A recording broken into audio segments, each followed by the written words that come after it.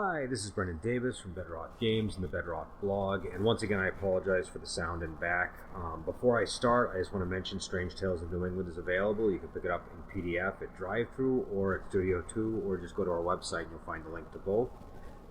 As always, you can get Wandering Heroes of Orgate as a pay what you want. I encourage people to check that out, and especially Lady 87. I really like the Sons of Lady 87 book that I have for that. But today I'm going to be talking about Strange Tales of New England. There was a review by RPG Pundit on YouTube, and during the review, the question came up of what of the lore in the book is real. And so I have the book in front of me, and I'm going to do a blog entry on this. I don't know that I will be able to cover everything in this podcast because I'm just going to be doing it all off the cuff, and I have a limited time, and I also don't have time to look up to verify whether something was something I created or whether it was real lore. So for people who don't know, the book is kind of it's inspired by a lot of New England legends and monsters and cryptids and things like that. And some of the things in the book are real. Some of the things in the book are things I made up on my own. And so I'm going to go through the book and see if I can remember which ones are real and which ones aren't, because I often have trouble forgetting. And I think, I'm kind of proud of the fact that I don't always know which is which, because my aim was to make that as indecipherable as possible. So I'm going to start with the grimoire section, because that's really where this would really begin to be relevant. So in the grimoires, books, and Gnostic texts, there's a Gnostic text called Awakening in the Afterlife. That is totally made up. That is, completely fabricated. There's another one called the Book of Amen. I don't remember, because I think Adrian Lee was a real person, and he's the purported writer of it. I'm not sure on that one. The Book of Lilith, I made up, but I obviously based that on the real, story about the Lilith. The Celebrated Mall Pictures Prophecies is a real book. You can go to a bookstore and buy this. So that's real. The Devil's Book, that's a real legend. So that's real. The Handbook of Phantoms is a book I made up. It's kind of like my Von Richten's Guide, but it's based on I did everything in my power to make this feel like it was written by a native New Englander as much as possible. So I went and I was looking up real books that actually were written when I was coming up with the title and the guy's name and everything. The Journal of Ichabod Wheeler. Okay, so here's the thing. This is connected to David Sherman, a guy who was struck by lightning at a church. That was a real event. I don't remember if Ichabod Wheeler was real or not, and if his journal was real. But either way, it's we'll call it 50-50, possibly 100%. The Lost Book of Cotton Mather is not real. Obviously, Cotton Mather is a real person. I base this on his real writings. In fact, when I quote from it, I was borrowing his language in order to make it seem like it was actually his words. So there's a line there which says, "No fire destroys it, nor can any other stupendous labor unmake its vile pages." I was really looking at the words that he tended to use, and I think I know that stupendous labor is a line that I definitely pulled from something he had written. Seeley's Books of Spells. I believe the Seeley character is based on reality, but I don't think that the book is. Thus Spoke the Granite Hills is a fake book. And Thomazine's grimoire is kind of on the cusp, because as far as I know, there's no known grimoire that she put out, but Thomasine Younger is a real person who is, all the stuff around her, and this is based on some kind of real lore. I elaborate a lot, obviously, in order to make it gameable, but there's definitely real lore. Now, the Strange History section, I just want to comment on. I found that interesting, because I was trained as a history student, and the way that I tried to write this was I tried to start it out as kind of a straightforward history, and then as it goes on, it sort of veers into becoming more obsessed with the bizarre and strange, until it's not even really dealing with history anymore.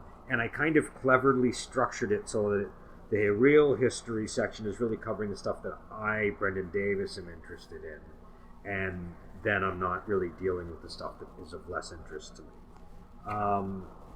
The Boston Tea. I mean, the Boston Tea is a real thing. I'm kind of.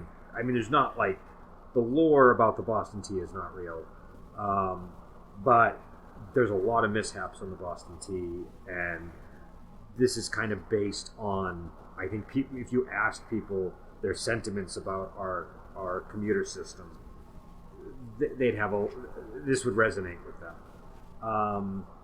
All right, so here we go. Let's see. We're going, and again, I probably won't be able to go through the whole damn thing. In fact, you know what I'll do? I'll go through the index. That'll be an easier way, so that I'm not, just covering everything. So the first one is Blood of Lancaster, Forest of Lancaster. That's a real place. I mean, obviously, I changed things, but that's real. Bridgewater Triangle, that's real but disputed. There are books about the Bridgewater Triangle. It's a real thing that people talk about, but I know people from that area who say there's no such thing. People are just making it up.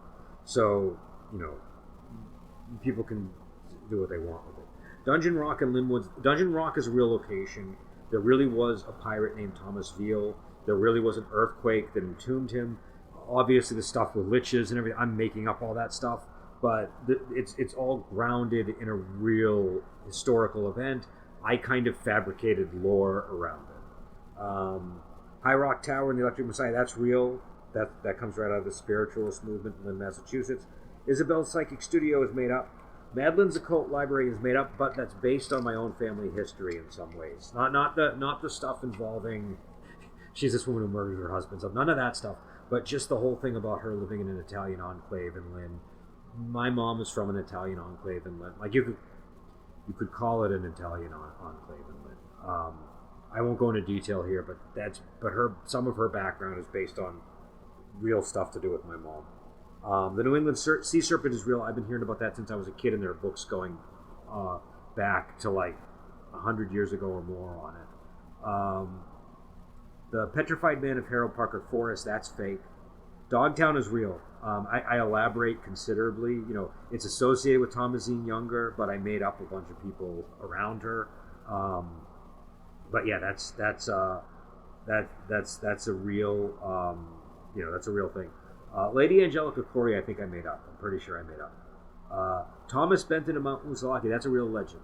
That's a very famous one. I think it even made it onto that show Supernatural, which I deliberately avoided watching in order to not have my Thomas Benton and any other features New England be affected by that. And I'm planning on going back and watching it now because I've never actually seen that show.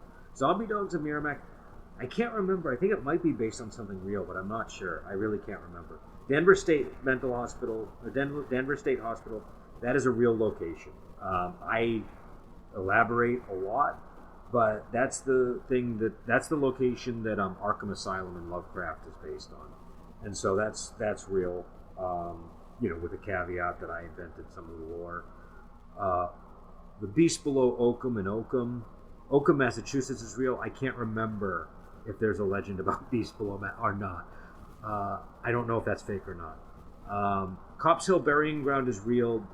The only difference with that one in mine, Cotton Mather is the ghost, but a lot of the lore really is more his father is the ghost. And I kind of did that.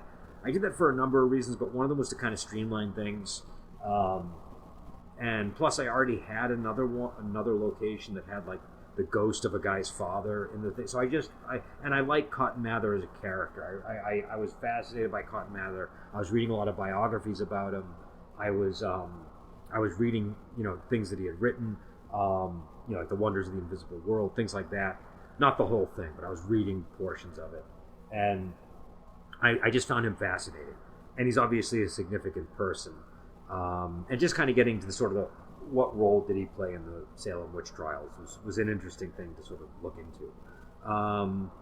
The Mary Hermitage thing, the Hermitage is fake. The Robert Califf Society, that's kind of interesting because that society is totally made up, but Robert Califf was a real person who really did have this antagonistic relationship with Cotton Mather. And so, I mean, that's in a way based on real lore, but I also kind of added a Nightbreed sort of storyline to him. So, there's a little difference there. The Enigma Institute, I believe I made up. I'm pretty sure I made that up. Old Stratfield Cemetery. So that's real because that was a real guy. I mean, he's not the lore that I made about him coming out of the grave and all that. That's not real, I don't think. But he was a real person who was struck by lightning in a church, and it's something that people talk about. The Bennington Monster, I'm pretty sure, was real. The Crystal House Art Museum, not real. That was sort of an excuse to do a Dario Argento thing. If you look at the house itself, there's a map of the house. If you look at it, it looks very Italian. That's because it's a reference to the bird with the crystal plumage. And our mapper is from Italy, so I just basically said, hey, imagine if somebody in New England was from Italy or had ties to Italy and they wanted their house to look like an Italian house.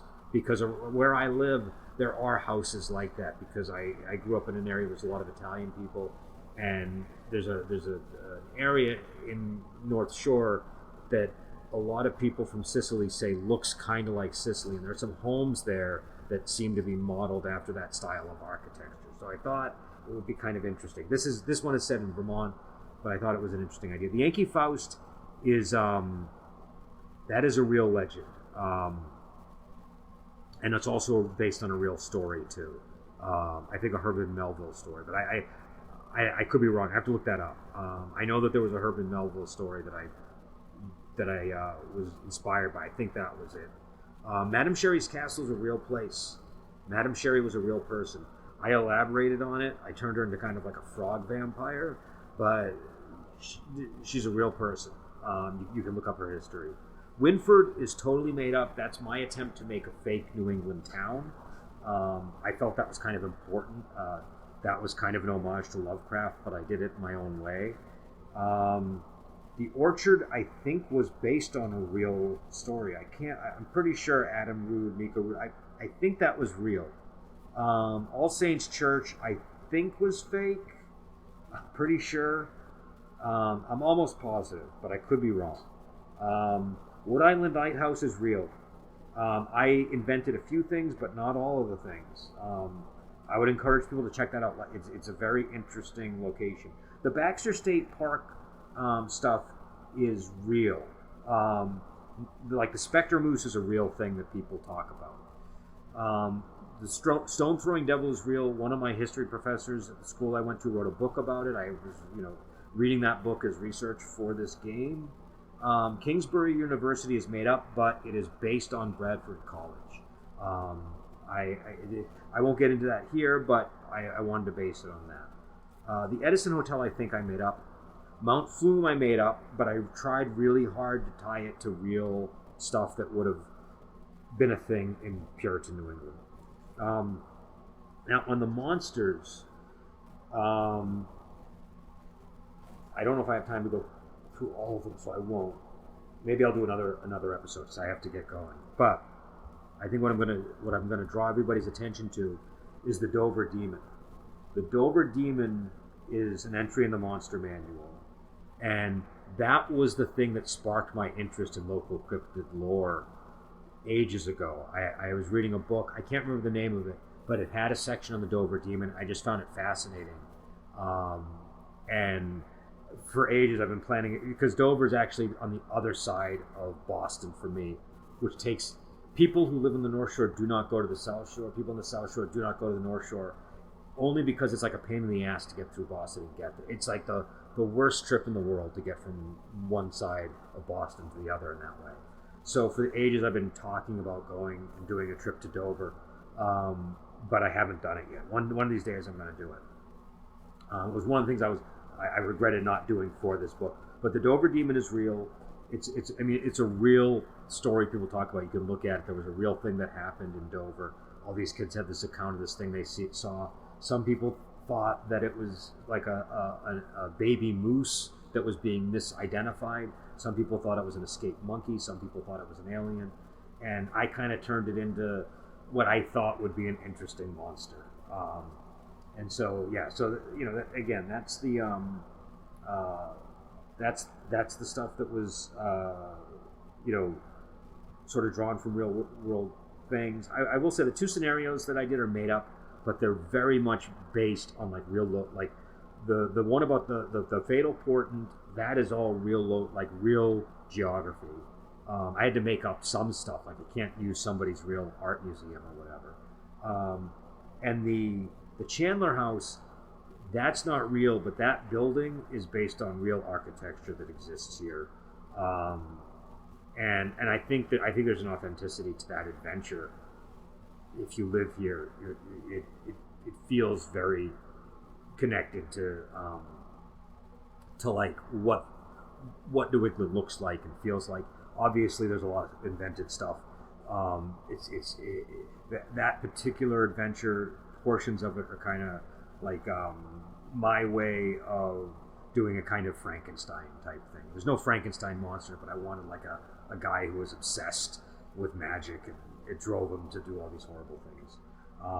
And the other thing that is maybe connected is the ghost. Not the ghost. There's an undead character who I won't spoil here, named Longfellow, who has an obvious connection to New England.